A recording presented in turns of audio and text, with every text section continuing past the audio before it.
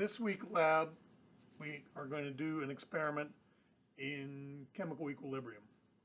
Now I know chemical equilibrium is a big topic covered extensively in lecture, and I know it has been thoroughly covered by this time in your lecture. So those of you that are still in lecture should have a very much large wealth of information on equilibrium problems. So we're going to look at ice tables today and how to calculate equilibrium using our colorimeter or spectrophotometric measurements of equilibrium concentrations of various quantities. So let's just begin by defining a schematic equilibrium equation where the capital letters are reactants and products. Typically we say the reactants are on the left, the products are on the right, but the arrow we show between them is an equilibrium reached between those reactants and products. Now, I am also showing lowercase coefficients in front of the capital letters that are indicating balancing coefficients or stoichiometric coefficients that make this equation so that no atoms are lost on either side. So I have a balanced equation schematically represented as you see here. And then the equilibrium constant for this reaction, as those of you who took lecture know, is the product of the equilibrium molar concentration of each reactant divided or raised to its stoichiometric power divided into the molar concentration, equilibrium concentration of each product raised to their stoichiometric powers.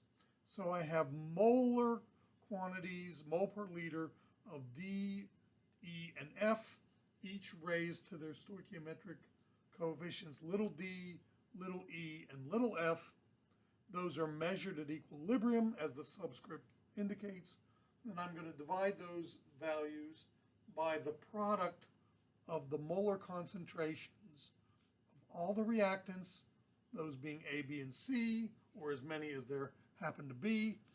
And I'm going to measure those molar concentrations at equilibrium, and I'm going to raise each of those to their stoichiometric powers.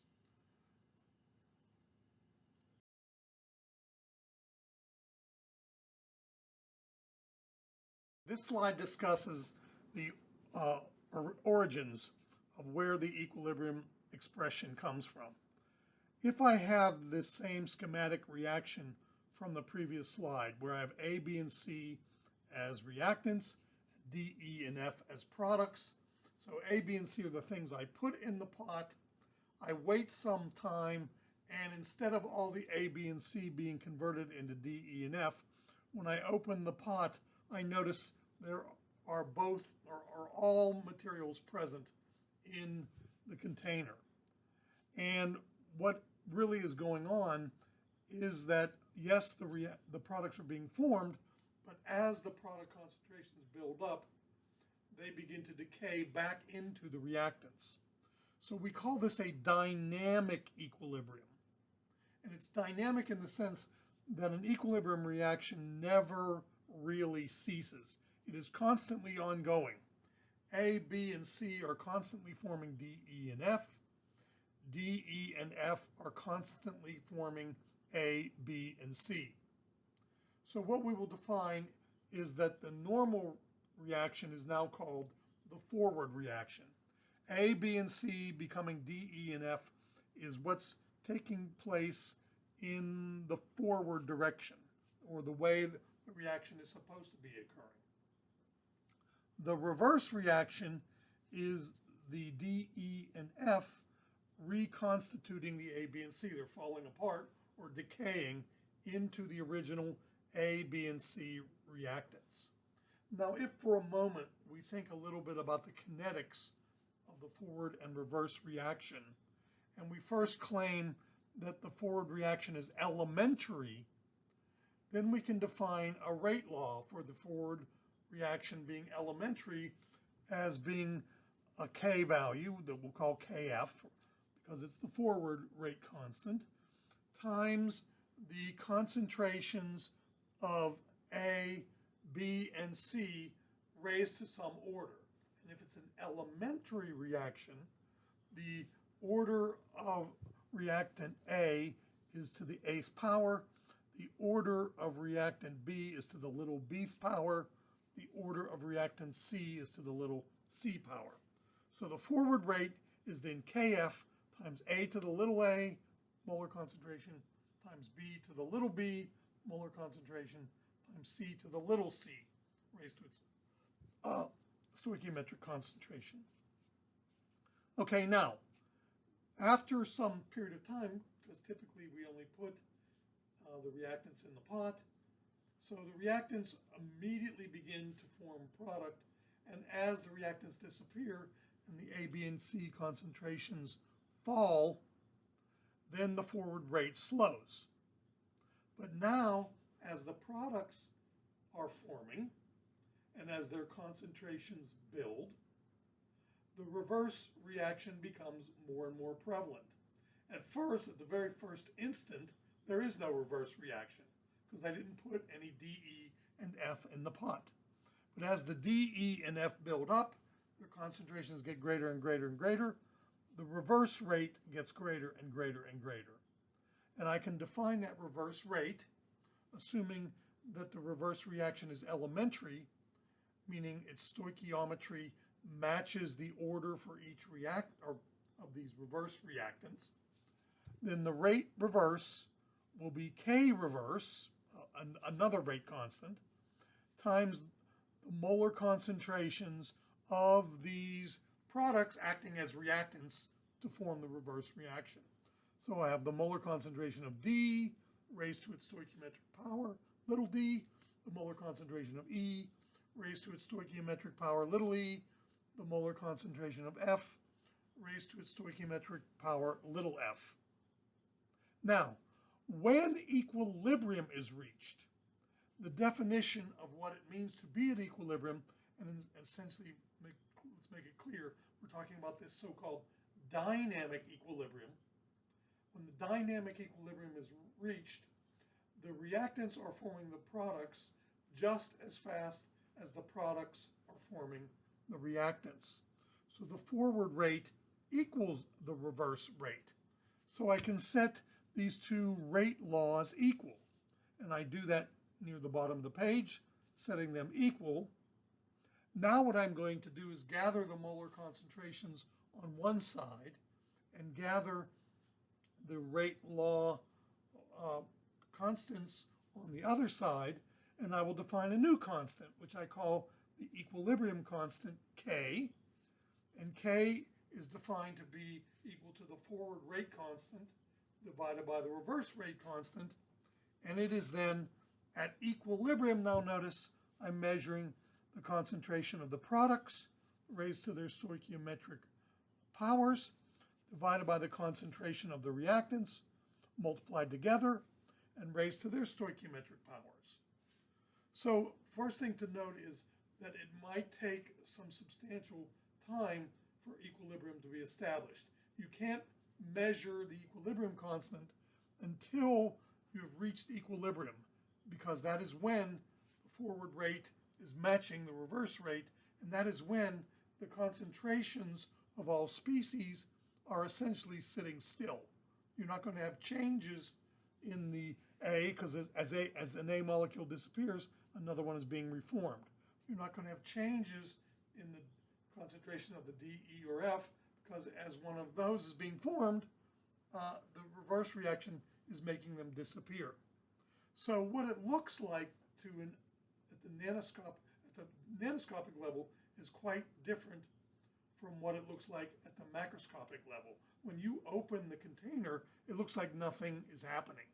And I look a week later, a month later, a year later, and exactly the same amount of ratio products and reactants are in the pot as was in the pot when I when I reached equilibrium maybe a day before, maybe a month before, maybe a year before.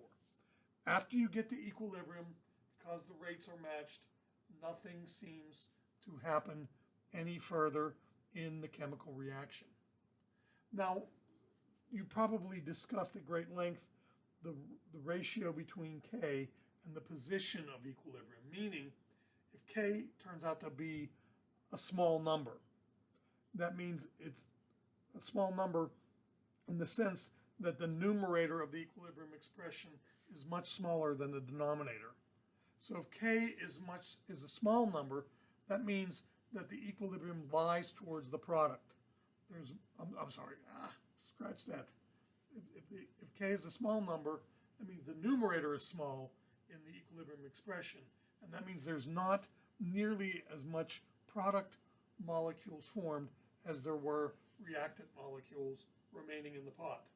So when K is small, let's get this clear, the equilibrium lies towards the reactants. Now when K is about 1, or some number around 1, then what that's meaning is the ratio of the numerator to the denominator is 1. So that means that the molar concentrations in the numerator are roughly the same as the molar concentrations in the denominator. And so we're sitting kind of right in the middle at that particular, for those reactions with those kind of values of K. Now what happens if K is a big number? That means the D, E, and F are way bigger than the A, B, and C. That means that there's way more product in the pot than there is reactant in the pot. Now for reactions such as the dissolving of NaCl in solution, the Ks are huge. There's very little solid NaCl left. It's almost all in the form of Na plus and Cl minus. So things like that have a huge K. On the other hand, some of our weak acids like acetic acid have very small Ks. CH3COOH is acetic acid.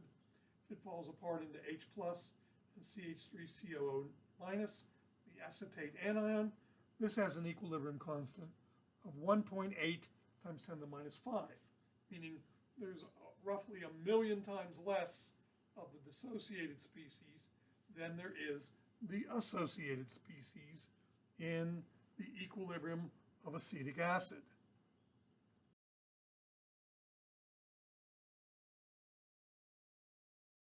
Say a few things about the equilibrium we're going to be performing in today's lab. We're going to take two strong electrolytes, and the reason we know they're strong electrolytes is the equations you see at the top here have an arrow pointing in one direction describing their dissociation. The first strong electrolyte is iron 3 nitrate. And notice I'm showing the dissociation of iron 3 nitrate into iron cations and also nitrate anions. Now I then have a second strong electrolyte, sodium thiocyanide, and I show the ionization of that strong electrolyte into sodium cations and the so-called thiocyanide SCN anion. Now what's going to happen when these are put into solution together is that the iron, a cation, and thiocyanide cation will complex, meaning they will hook together and float around in solution collectively. Now the sodium cation and nitrate anion are just spectators. They're not involved in the equilibrium process which will occur. Now the iron complexation with thiocyanide can happen in two distinct ways. We could hook an iron plus 3 cation to one thiocyanide and make the FeSCN plus 2 complex, or we could hook the iron plus 3 cation to two thiocyanide anions and make the FeSCN2 plus 1 complexation. Now notice both of these are equilibrium processes. There are forward and reverse reactions of the Fe and SCN complexing to either make the FeSCN or the FeSCN taken twice. So we can write equilibrium constants for the balanced equation for iron complexing either 1 or 2 thiocianides. On the left, I show the equilibrium constant for the FeSCN complexation of only one thiocyanide. It's the FeSCN at equilibrium raised to the first power divided by the Fe plus 3 cation at equilibrium raised to the first power divided by this SCN minus 1 ion raised to the first power.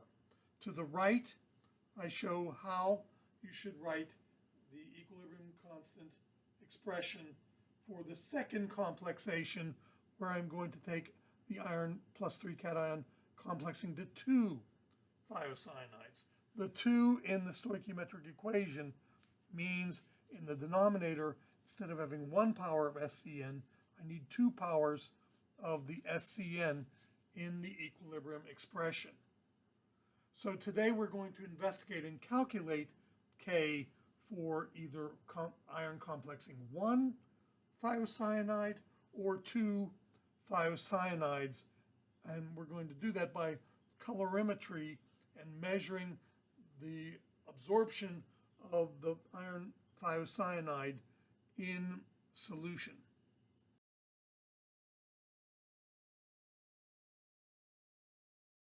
Because the complexes of iron with thiocyanide are highly colored, we can use the trick that we've already used 2 times previously to determine the equilibrium concentration of iron thiocyanide complexes in solution.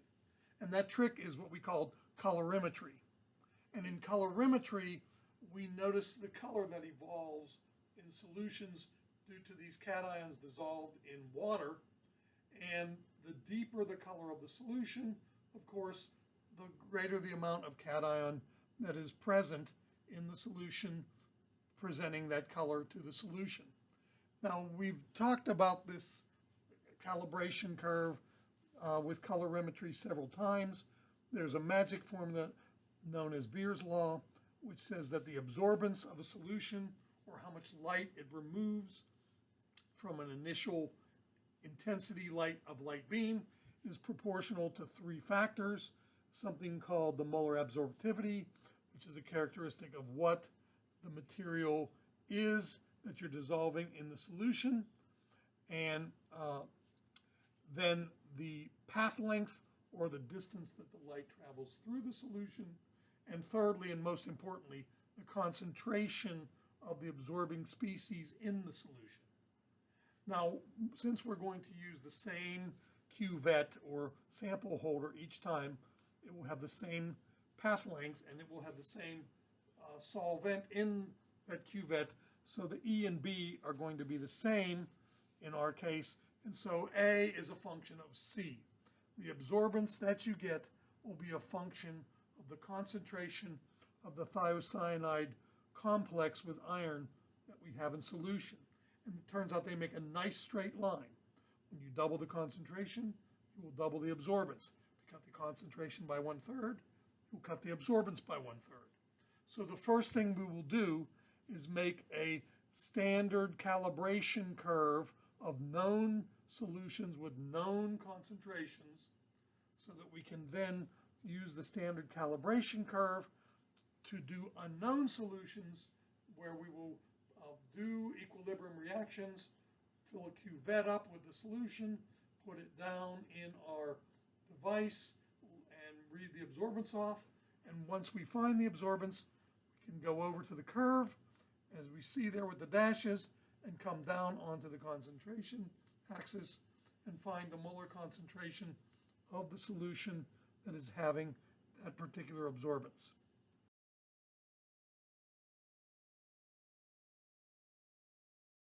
First, what I'm going to do is prepare a calibration curve.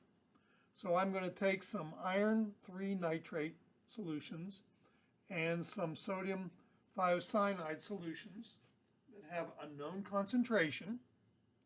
And what I'm going to do is I'm going to get 5 little volumetric flasks, as you see I'm holding here. I'm going to get a pipetter, as you see, And as the procedure calls for in the book, I'm going to fill the volumetric flask with the appropriate amount of each of these components, and then I'm going to dilute the whole thing until I fill the entire volumetric flask up. So then I'm going to shake these and stir them and mix them thoroughly, and what I will notice is that a color develops in the volumetric flasks because of the formation of iron thiocyanide complex in the flask. What I will then do is use the colorimeter to measure the absorbance of these solutions, and from their known concentrations, I can make a calibration curve.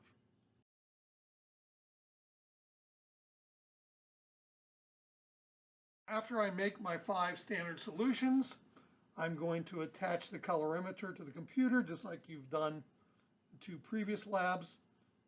I'm going to fill the cuvette up with a sample of the standard solution. I'm going to wipe the outside. Actually, I'm going to first turn it on, let it warm up. I'm going to put the blank in, zero it out. Then I am going to put the cuvettes each in turn into the colorimeter box, and it will read the absorbance on the screen. Now what I of course do, just like you did previously, I type in the known concentration of the solution in one box, and the absorbance goes in the other box, and it begins to plot this data for me.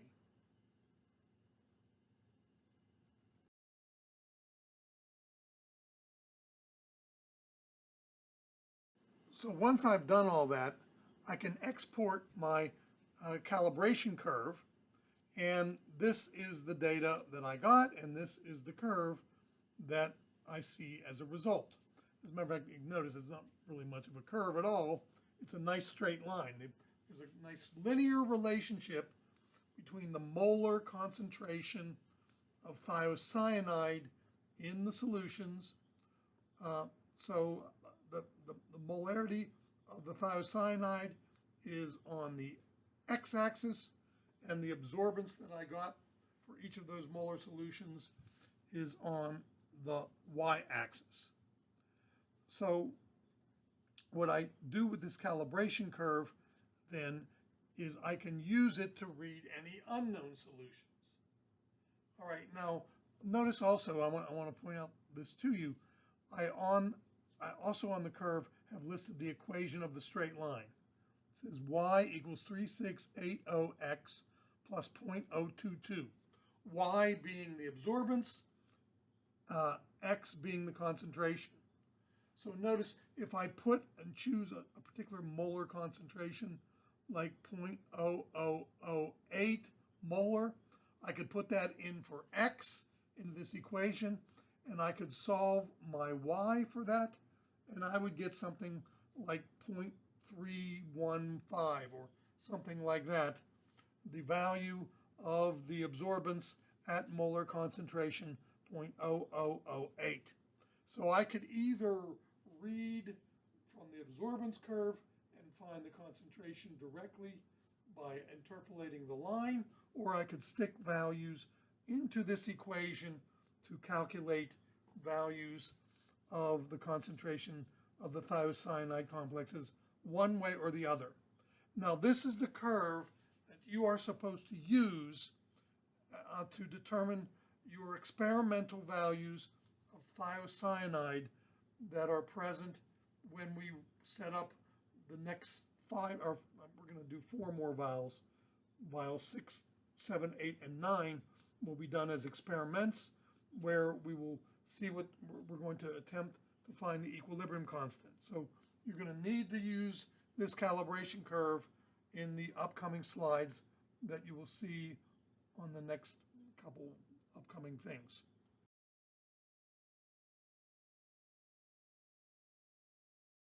Okay, now that we have prepared our calibration curve, we're ready to do the experiment. We're going to take 4 more flasks, this time actually smaller ones, little 10 milliliter jobs. So we're going to take these little 10 milliliter flasks, and we're going to add into these flasks the proportions of iron and thiocyanide that is recommended that we do in the procedure. At the bottom of the slide, I have a table that shows in solutions 6 through 9 how much of the iron 3 nitrate, which really is iron plus 3, and how much of the sodium thiocyanide, which really we're just going to consider as being the thiocyanide, how much I put into each flask. Now notice, in each flask I'm putting the same amount of iron plus 3. In each flask I'm putting a varying amount of thiocyanide. Now once I squirt each of those into the volumetric, it's not full. The volumetric holds 10. So I actually put some nitric acid in with it as a catalyst to speed up the process and get us to equilibrium quicker. I put a catalyst in and I fill the flask all the way up to 10 milliliters with the nitric acid, as it says to do in the procedure. So what you have to do with these numbers that you see here is use the dilution formula, which I show, V1M1 equals V2M2, and find the diluted concentration of the iron plus 3 in each flask. So I put 4.5 mils of 0.0020 molar Fe plus 3 in flask 6, and I put that same amount in 7, 8, and 9. So I use that as V1 and M1, and I use V2 as 10 milliliters and calculate M2, the diluted concentration of Fe plus 3. Then in the third column, I use the volume of 0.002 molar sodium thiocyanide to calculate the diluted concentration of thiocyanide in each flask. The first one I added 1 mil, then 2, then 3, then 4, and I diluted those to 10 milliliters. So you should calculate the diluted values of SCN0 and Fe plus 3, 0, and make a little table and put those initial values in a table in your report.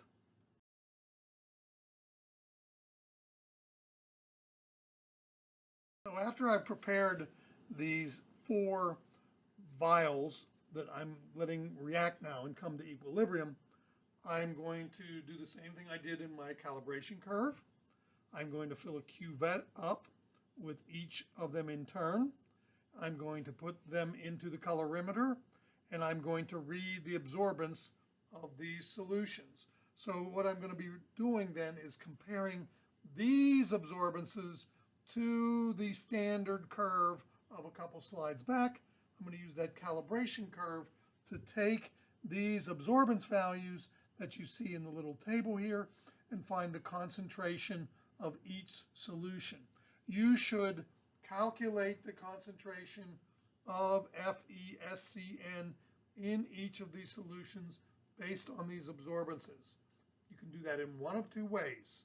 You should be able to do it both ways in case I might happen to ask you to do something like that on our upcoming final. You should first be able to interpolate it directly from the curve.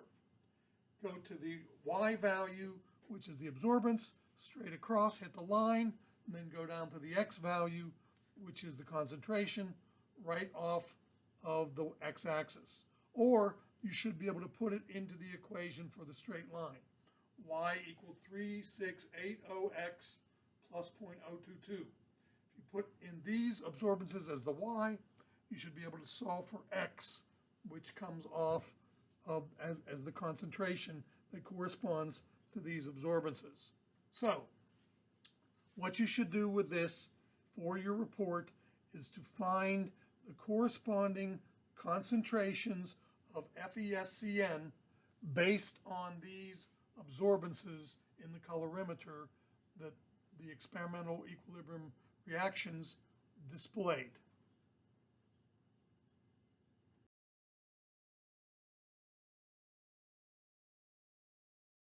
Let's review the idea of an ICE table, which stands for initial change and equilibrium concentrations that we can use as variables to determine a K value for a given reaction that comes to equilibrium. This is a topic that, of course, is covered at great length in the lecture, we don't have time to go through all the gore in detail, so you're expected to certainly have some background information on how to do an ice table and how to calculate an equilibrium constant. So let's do this first for mechanism 1, where we are using the iron +3 cation and the thiocyanide anion in solution that are complexing together to make the FeSCN +2 cation, which is what we're reading the absorbance of in the solution. So what we do initially for the I step is find the initial concentration of all the species in the equilibrium expression from the dilution formula based on what materials we entered into vial 6, 7, 8, and 9. You can calculate an initial concentration of the iron +3 cation. You can calculate an initial concentration of the thiocyanide anion, and you have a 0 value at the instant we mix the chemicals together. There is 0 concentration of the iron thiocyanide complex.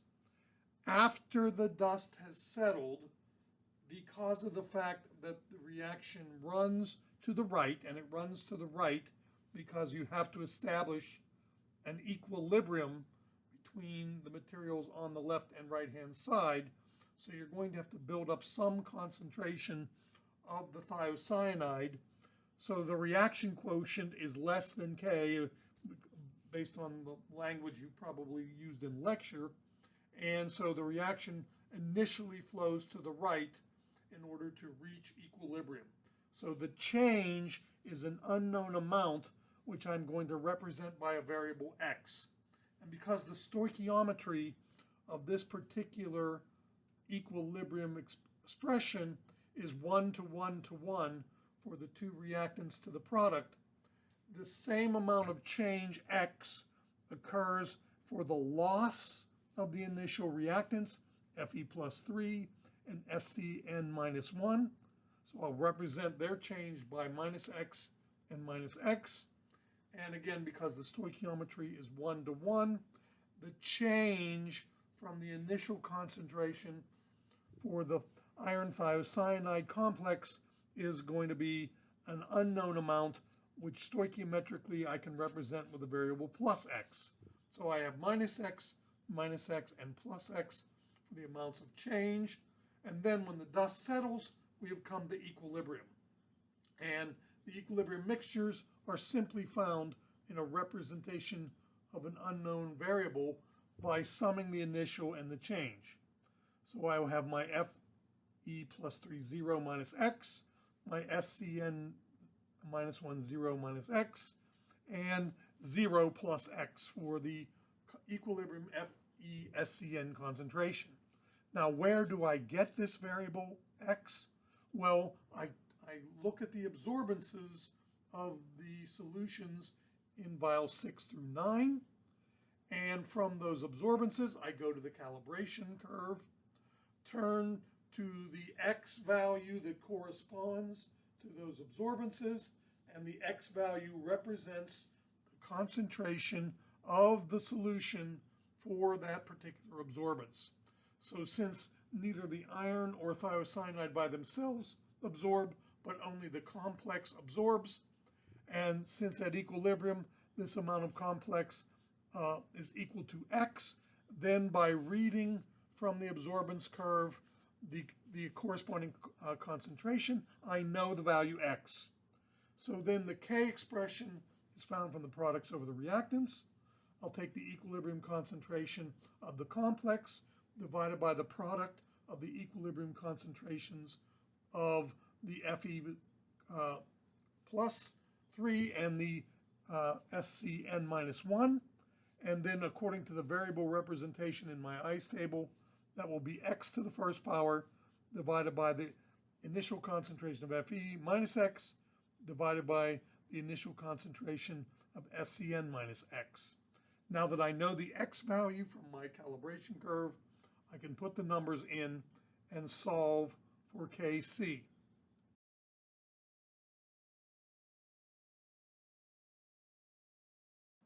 This slide shows a sample calculation, assuming that I have used the dilution formula and found some initial concentrations. These are not the initial concentrations of our experiment.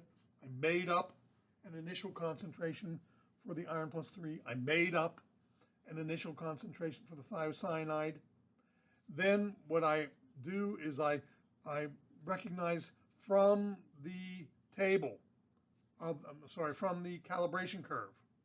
I read off the calibration curve that I had a absorbance value that gave me a concentration of 0.0004 molar for my X. So my X value is 0.004, so then I can use my 0 minus X, 0 minus X, and X values, plug them into the formula as you see here, and come to the conclusion that the equilibrium constant calculated for these initial conditions and the absorbance of the equilibrium mixture of complex, that the equilibrium constant in this case is 0.743. So in your table that I will show later, I will expect you to calculate the equilibrium constant for complexation reaction number 1, following this kind of a recipe for each of the vials 6 through 9.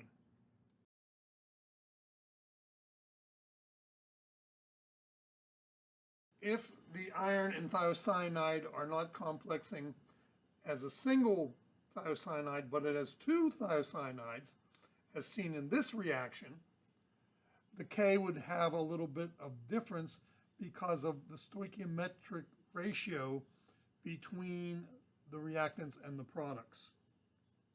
Again, we would set up an ice table, and again, this should be something that you're familiar with from lecture, but let's quickly review the results of that ice table.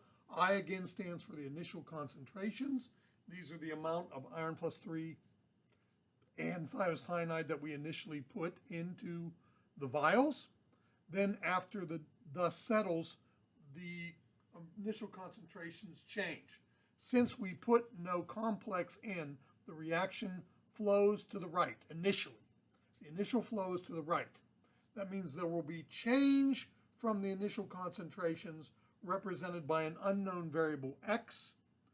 And this time though, because the stoichiometry of the reactants is 1 to 2, the amount of change will not be equal in the two starting materials. It'll be represented as minus X and minus 2X for the disappearance of the two species because of the 1 to 2 stoichiometry between them. Now, because the thiocyanide complex has a stoichiometric ratio of 1 to 1 with the iron, it has the same amount of change as the iron, but it is in a positive sense because it is appearing after we move away from the initial conditions. So therefore, we will represent with a variable the change in the three components as minus X, minus 2X, and plus X. Then what you do to find the equilibrium mixtures in this variable representation is simply add the initial and the change. So for the iron plus 3, it'll be the initial value minus X. For the thiocyanide by itself, it'll be the initial value minus 2X. And then for the complex which is being formed, it is 0 plus X, or just X. Now again, where do you find this X value? You use the absorbance of the particular solution that we put down in the cuvette, because the only colored component of this solution is the complex. So all the color which arises in the solution comes due to the formation of the complex, and the formation of the complex at equilibrium is equal to the variable X. So I can go to the calibration curve, find the absorbance of the solution, extrapolate over and interpolate out from the curve what the concentration is for the solution that corresponds to that absorbance. So I now have an X value to put in my table, and we'll do that on a subsequent slide.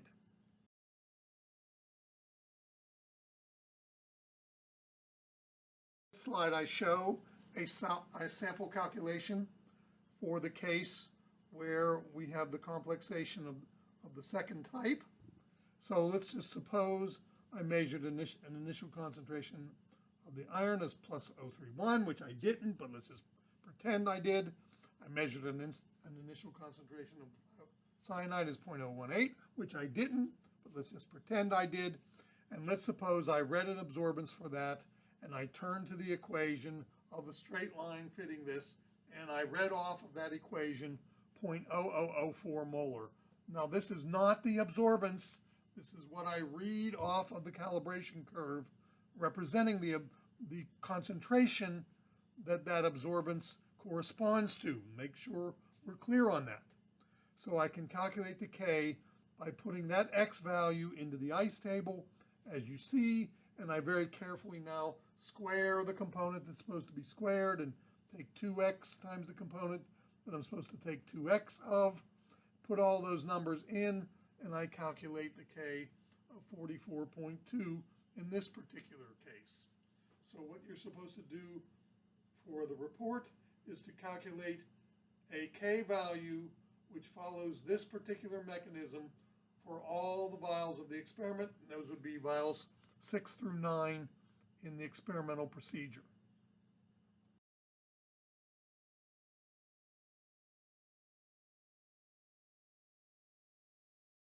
Let's review the things I expect you to turn in to me for the lab report for this lab.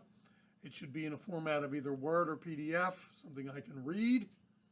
It should have a title page with the experiment name and your name. I don't really care about your partner's name. You just have your name. It doesn't really matter anymore.